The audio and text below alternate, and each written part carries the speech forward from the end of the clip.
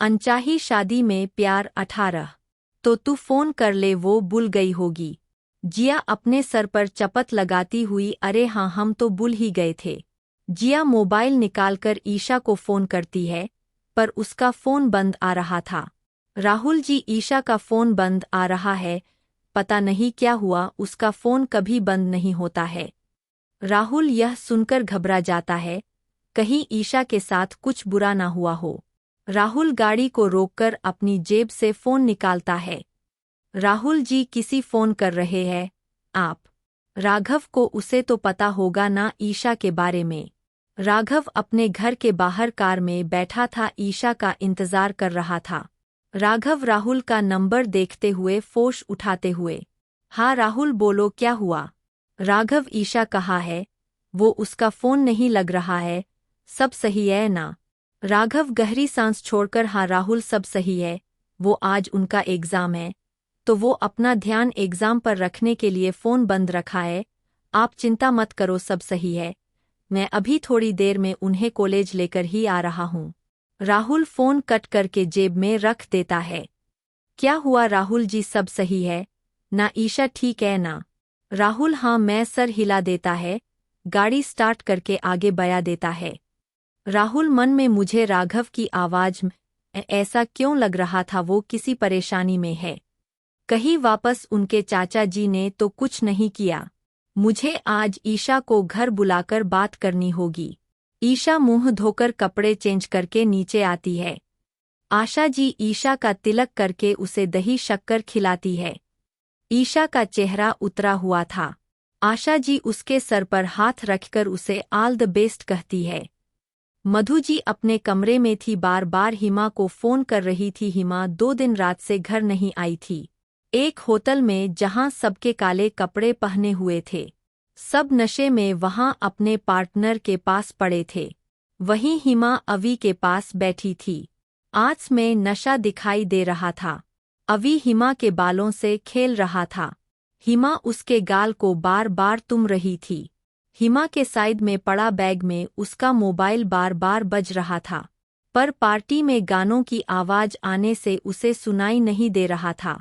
ईशा बाहर आकर राघव के पास वाली सीट पर बैठ जाती है। राघव एक नज़र ईशा को देखता है, जो उसे ही देख रही थी। राघव के देखने से ईशा अपनी नजरें चुराकर खिड़की से बाहर देखने लगती है।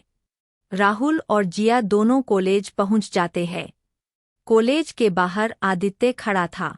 जिया उसे देखकर उसके पास आकर उसे हाथ मिलाती है और हंस हंस कर बातें करने लगती है। राहुल यह सब गाड़ी पर बैठा देख रहा था। उसे जिया का इस तरह आदित्य के साथ हंस हंस कर बातें करना और हाथ मिलाना बिल्कुल अच्छा नहीं लग रहा था, क्योंकि आदित्य जिया को 1-2 बार प्रपोज कर चुका था, इसलिए वो उसे थोड़ा प्यार के मामले में जलने लगा था। राहुल गाड़ी को पार्किंग में लगाकर थोड़े गुस्से में जिया के पास आता है। जिया का हाथ पकड़कर उसे साइड में लेकर आता है। आदित्य उसे ऐसे अचानक ले जाते हुए मन में सोचता है, कुछ काम होगा। आदित्य अपने दूसरे दोस्त के पास चला जाता है। ममता जी अपने कमरे में बेड पर कुछ सामान निकालकर रखती है। अनीता जी उनके कमरे में आकर, दीदी आपने हमें बुलाया? हाँ अनु बैठ। ममता जी अनीता जी को बैठने को कहती है और खुद भी बैठ जाती है। अनु, यह देख, चांदी की बाल्टी और पिचकारी, यह 2 बाल्टी और पिचकारी हमें हमारी नानी माँ ने दिया था जब हम शादी करके उनके घर पहली बार होली पर गए थे। अनीता जी बाल्टी और पिचकारी को अपने हाथ में लेकर, दीदी अचानक यह कैसे याद आ गई आज आपको? अनु, तुझे पता है ना, हमारे यहाँ रस्म होती है, जिनकी नई नई शादी हो उन बहू और बेटी को नेक दिया जाता है। अनीता जी, हाँ, मैं सर हिला देती है। तो यह एक सेट जिया के लिए और यह दूसरा सेट ईशा के लिए है। हम सोच रहे थे इन्हें साफ करवाकर अच्छे चमका ले। अनीता जी मुस्कराने लगती है। अनीता जी ममता जी के हाथ पर अपना हाथ रखकर, दीदी मैंने कभी नहीं सोचा था मुझे आप जैसी जेठानी के रूप में मां या बहन मिलेगी। ममता जी अनीता जी के कंधे पर हाथ देती है। जिया, राहुल को ऐसे अचानक साइड में खींचने लाने से क्या हुआ? तुम मुझे ऐसे क्यों खींच कर लेकर आए हो? राहुल आंख निकालते हुए, जिया कुछ सोच समझकर ही यहाँ लेकर आया हूँ तुझे, अभी एग्ज़ाम है ना, तो एग्ज़ाम पर ध्यान दे, यह सब बात मैं तुझे बाद में बताऊंगा। इतना कहकर राहुल वहीं जिया के पास खड़ा रहता है। जिया यह सुनकर और देखकर कंधा उचका देती है। राहुल अभी भी वहीं खड़ा था, उसके फ़ोन बजता है। राहुल अंजलि का नाम देखकर हाँ अंजलि बोलो। जिया का ध्यान दूसरी तरफ था, उसकी 2-3 फ्रेंड उसे मिल चुकी थी। राहुल बात करके जिया की तरफ आता है। जिया मैं ऑफिस जा रहा हूँ, आज मीटिंग है इसलिए मेरा जाना जरूरी है। इतना कहकर राहुल कॉलेज से बाहर चला जाता है। जिया की फ्रेंड राहुल को देखकर जिया यह तुम्हारा पति था ना? जिया मुस्कुराती हुई हाँ मैं सर हिला देती है।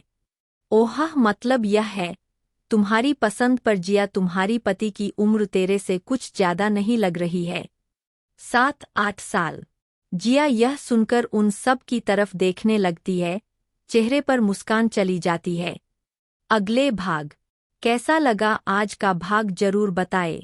धन्यवाद।